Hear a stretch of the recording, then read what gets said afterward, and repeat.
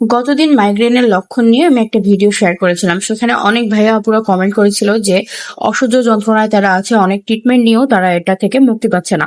তো তাদের জন্য আজকে আমি 5টা টিপস দেব। মাইগ্রেন কিন্তু মাসে 2-3 বার বা কারো সপ্তাহে 1-2বারও অ্যাটাক হয়। তো যখন মাইগ্রেন অ্যাটাকটা হবে আপনি বুঝতে পারবেন যে আপনার মাথা ব্যথা শুরু হয়েছে, সেই মুহূর্তে মোবাইল রেখে রুমের লাইট অফ করে দিয়ে কিছুক্ষণ রেস্ট নেবেন একদম অন্ধকার রুমে।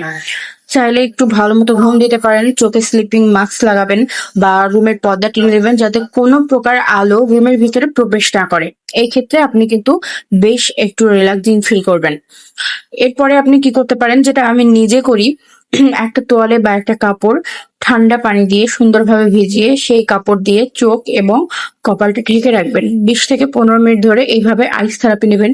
এতে কিন্তু অনেকটা মাথা ব্যথা কমে যায়, চোখের ব্যথাটা কমে যায়। বিশেষ করে আমার যখনই মাইগ্রেনের ব্যথাটা হয় তখনই কিন্তু আমি এই কাজটা করি। সারাদিনে প্রচুর পরিমাণে পানি খাবেন। ডিহাইড্রেশনের কারণে কিন্তু মাইগ্রেনটা বেড়ে যায়। তো এই জন্য প্রচুর পরিমাণে পানি খেতে হবে সারাদিনে।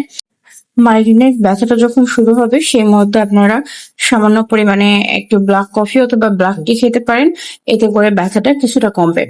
আর ফিঙ্গার দিয়ে মাথাটা মাসাজ করবেন। এই ক্ষেত্রে কিছুটা রিল্যাক্সিং লাগবে বা আপনার রক্ত চলাচলটা বাড়ার কারণে মাথার ব্যথাটা কিন্তু অনেকটা কমে যাবে। মাথাটা মাসাজ করবেন, বিশেষ করে কপাল এবং মাথার পিছনের অংশের দিকে মাসাজটা বেশি করবেন। রাত জেগে মোবাইল, কম্পিউটার, ল্যাপটপ চালানোর অভ্যাস যদি থাকে তাহলে আজই এই অভ্যাসটা বাদ দিন, কারণ রাত জাগলে মাইগ্রেনের সমস্যা থেকে কখনোই আপনি পুরোপুরি মুক্তি পাবেন না। অবশ্যই রাত্রে তাড়াতাড়ি ঘুমানোর অভ্যাস করতে হবে। চিনি, ফাস্টফুড এবং অতিরিক্ত ঝাল খাবার থেকে বিরত থাকুন, এগুলো মাইগ্রেন বাড়াতে পারে।